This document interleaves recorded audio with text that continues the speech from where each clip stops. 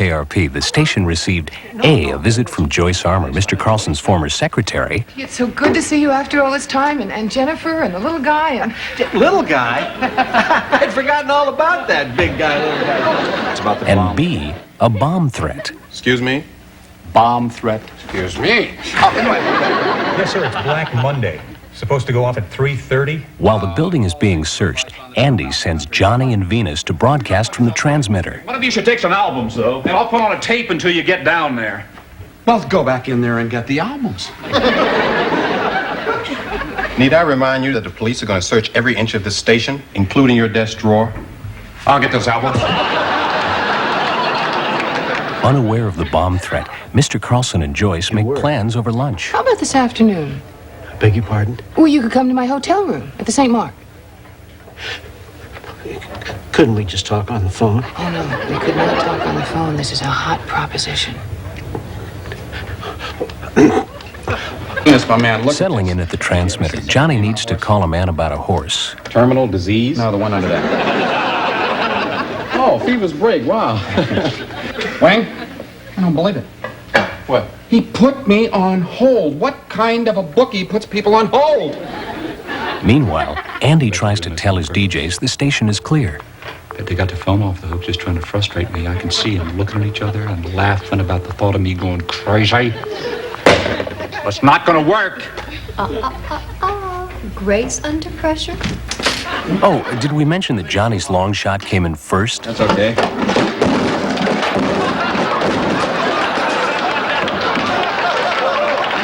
Concerned, even though Black Monday was in the news last month for blowing up a television transmitter in this reporter's hometown of Dayton.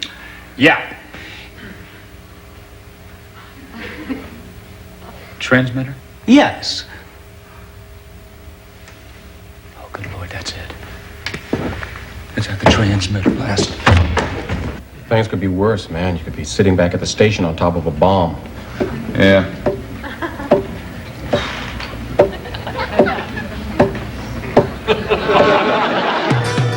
Baby, if you've ever wondered whatever became of me, I'm living on the air in Cincinnati, WKRP. Got kind of tired of packing and unpacking, town to town, up and down the dial. Maybe you and me were never meant to be. Just maybe think of me once in a while. I'm at WKRP in Cincinnati.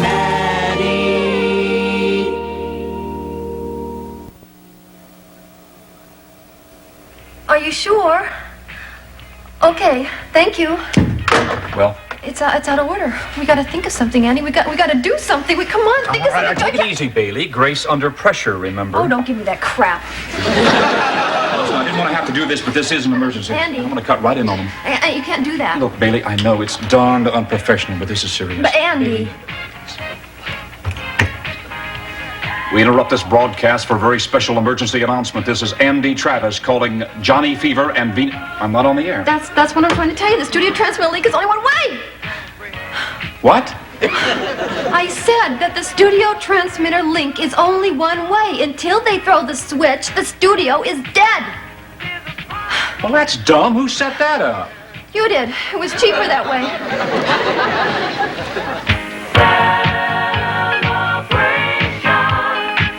We gon' celebrate and have a good time.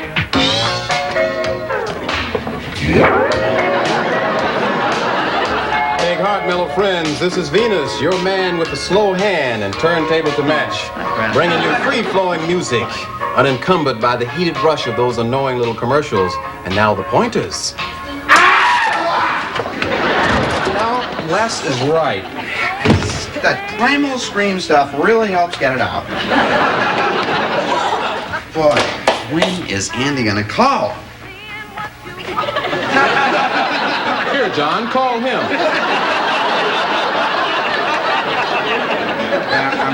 I'm sorry, man. You apologize to me, tell Mama Bell you're sorry. You're right. What are we gonna do? What do you mean, we, pale face? You broke it, you fix it. Look, it's That's remnants of psychedelic spaghetti. What do you want me to do? You better try and fix it. I don't know nothing about fixing no phones. Look, butterfly brain. You're good with a toolbox. Use your imagination. Okay.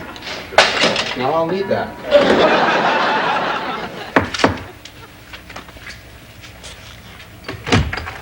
Arthur, please come in. I'm glad you had a change of heart. Yeah, I rushed off a little earlier today. It was kind of rude. I didn't mean to be. You couldn't be rude if your life depended on it. Oh. Have a seat. One drink. No, I'm fine. Have your favorite. Vodka and grape juice. Purple Cow. Well, short one, 2 fingers. Thanks for the second chance. Come on, you and I go back a long time. I didn't want to see your feelings hurt. You're a sweet man. No, I'm not. Heck, you should see me when I wake up in the morning. No, well, what I meant to say. Oh, I know what you meant. You do. Mm-hmm. Oh, yeah. You always did know what I meant, even when I occasionally didn't. Oh, thank you. Will you excuse me for a sec? Oh, sure. I'm just going to change into something more comfortable. Well, actually, I'll be right back. Just make yourself comfortable, too. Have another purple cow, big guy. Oh, boy. Uh-huh. Car's on its way, red lights and sirens. Oh, great. Thanks, Commissioner. If there's ever anything I can do for you, just... What? Why, Commissioner, really? Okay, Travinsky, listen up, Bayvoo. I've said it once, I'm going to say it again. No commercial, no money, no station, no... One more word out of you, and I'm going to punch your lights out. No... Not one more word.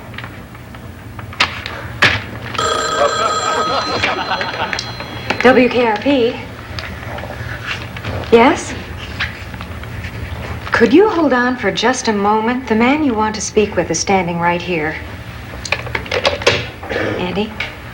He says he's from Black Monday.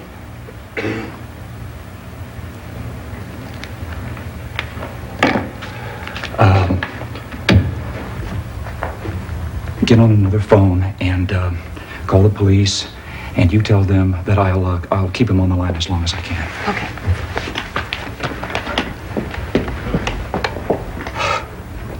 Black money? Hello, this is Andy Travis. Well, sir, first things first here. Why don't you start by telling me, is this a real bomb we're talking about here, or is this just a joke? It's real. Well, we've all got our problems. May I tell you mine? Thank you. You see, I have 2 people out there at the transmitter, and I can't reach them. Well, I guess it doesn't really make any difference that you didn't mean to hurt anybody, now does it? All right, bye-bye. Just slow down.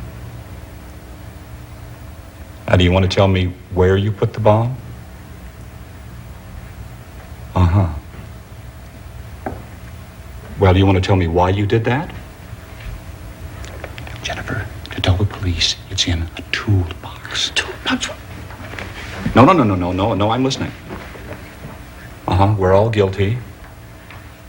I understand. Go ahead.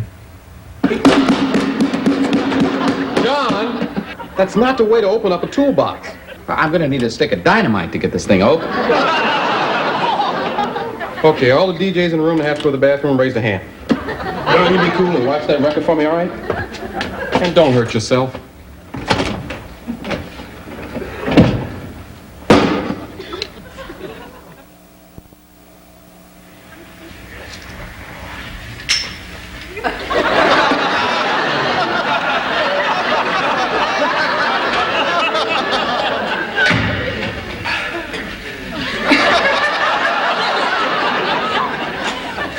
You should wear a mustache. Huh? It suits you. Oh.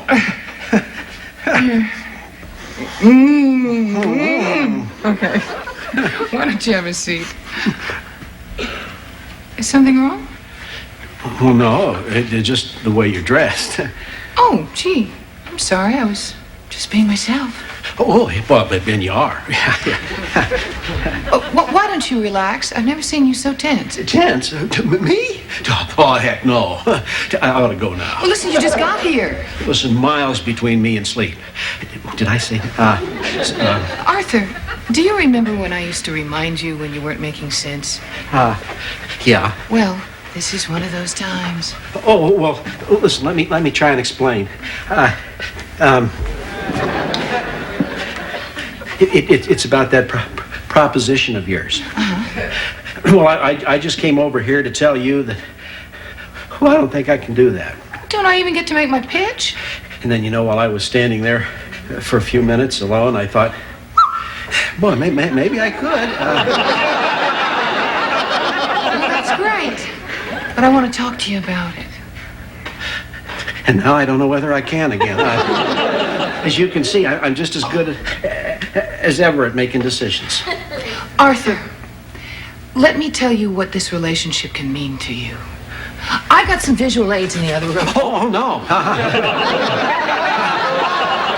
That's okay. Well, okay then. Just close your eyes. Close your eyes and imagine. Okay. It could be like having a branch sales office in another city. How could it be like that?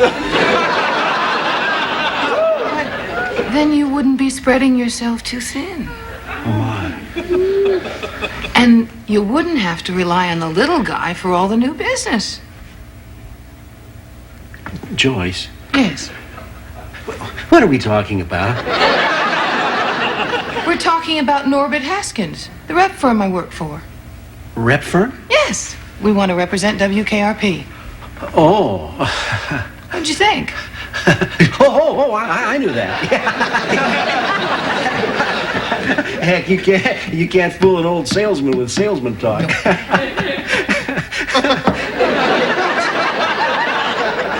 I could never lie to you. You invited me up to your hotel room, and then you said you wanted to slip into something more comfortable. Oh, this is more comfortable. Yeah, I was sure, but, Oh, Arthur. I'm so sorry. I wouldn't mislead you for anything. No, look, it's my fault. You know how I am. I never get anything right. I'm touched that you would even think of me that way. You are? I think you're a terrific guy. I am? Mm-hmm. If you weren't married, I'd camp on your doorstep. Listen, if I weren't married, you wouldn't have to camp very long. But I am. And I'd better go. Okay. Goodbye, Arthur. Take care. You too.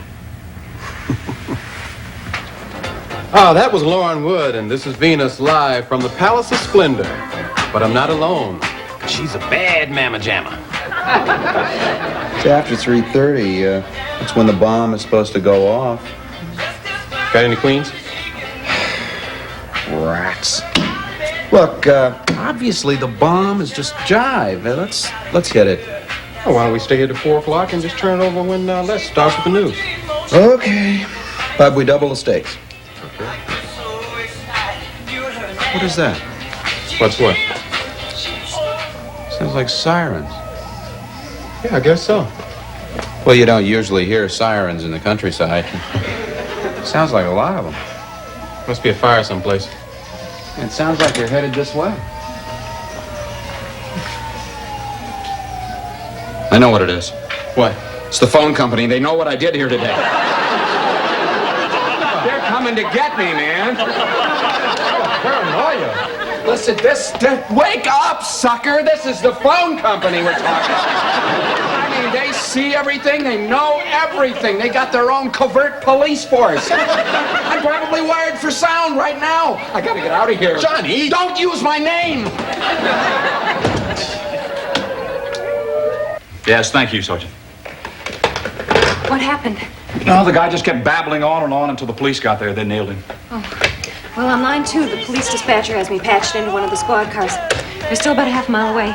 Are you still there, officer? As long as we're still on the air, means they're okay. Andy?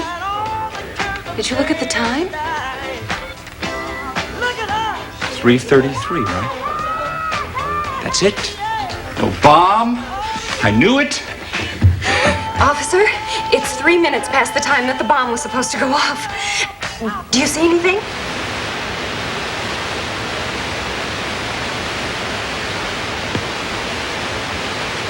Officer? It's an old transmitter. It breaks down all the time. The bomb?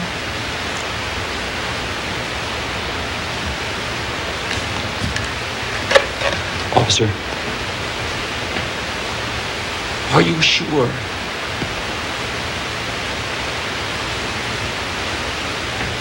Did you see anybody hanging around out there?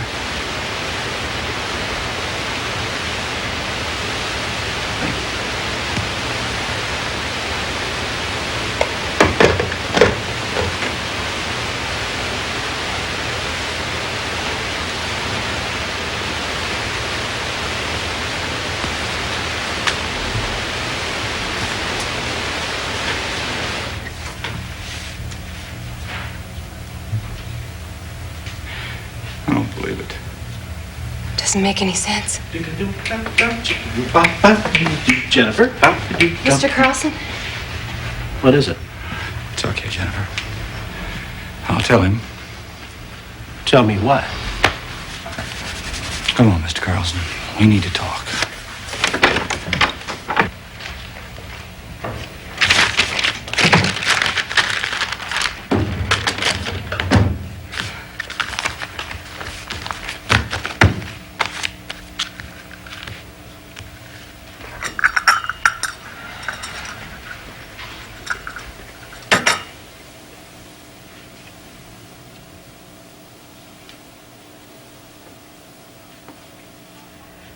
No, we are off the air. Now, how can we announce we are off the air when we are off the air? I don't care, Travis. I should have been here instead of over... It's my fault. I shouldn't have sent him out there in the first place. Neither of you should be blaming yourselves. It's not your fault. You didn't see me. You didn't see me.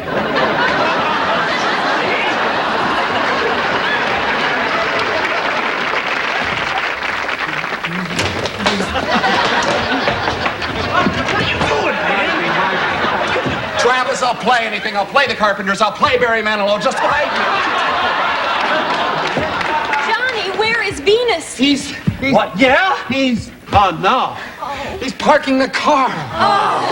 Well, listen, Johnny, listen to me. What happened down there, man? Oh, it's terrible. First there were the sirens, and then the explosion. The bomb was at the transmitter. I was almost killed. Almost at the transmitter. And by then I was about a quarter of a mile away, but I could see the place was crawling with phone cops. The bomb was at the transmitter. That's what we've been trying to tell you guys all afternoon. Don't you people get it? It was the phone cops. What is he talking about? He beat the daylights out of the phone. He thinks they were after him. Naturally, when we heard the sirens, we split. He split. I stayed on the job. Then I realized he was driving off in my car. Had to chase across half a cornfield. Well, at least you got out of there before the bomb exploded. Yeah, I tried to tell you, man, these phone cops play hardball. I don't know how to tell you this, but there is no such thing as phone cops. Oh, sure. Cover for her. What? Look, the real cops, look at me. The real cops caught the maniac that did it. The real cops are in on it. What is this? Apparently, the bomb was hidden in a toolbox. Toolbox? The toolbox? Johnny, Venus, you're alive. The newsman's eye. You just can't fool him. Well, that's wonderful. Gee, thanks, Les. Of course, I'll have to update my story. How'd you like it, Andy? I don't like what, Les? My 4 o'clock news report. Didn't you listen?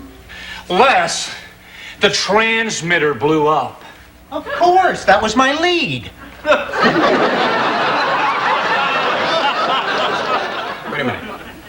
You led off your newscast by telling them that we were off the air? No. But I can include that in my update.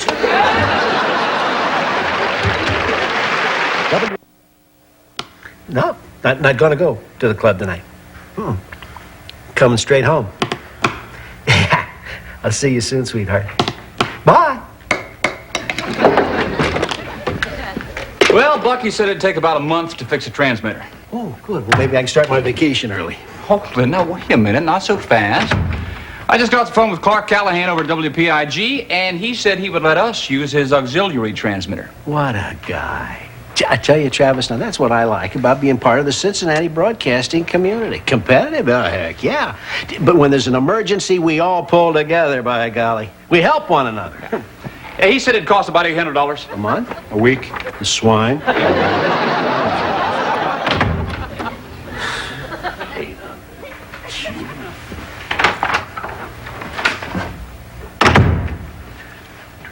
Oh, Jennifer, before you leave, would you do just one more thing for me? Of course. Would you call your florist and have him send a dozen long-stemmed roses to my wife, please? I already did that. Jennifer, you really are the best, you know? Thanks. Good night, little guy. Good night, big.